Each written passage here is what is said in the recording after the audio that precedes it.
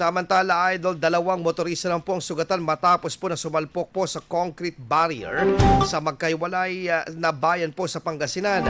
Sa bayan po ng Sual, isang SUV po ang nawalan po ng kontrol sa kurbadang bahagi po ng National Highway dahil umano sa madulas na kalsada. Hindi naman nasugatan ng driver ngunit wasak ang bahagi ng kanyang sasakyan.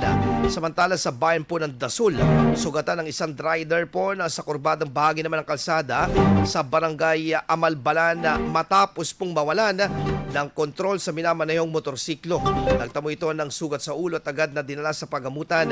Lumalabas na nakainom ng alak ang rider nang mangyari ang insidente at ngayon ay nasa kustudiyan ng otoridad para sa tamang disposisyon. Patuloy namang nagpapaalala mga otoridad sa mga motorista na gumamit ng kumpletong protective gear at iwasang magmaneho ng nakainom ng alak upang makaiwas sa disgrasya. IFM News. IFM News. IFM.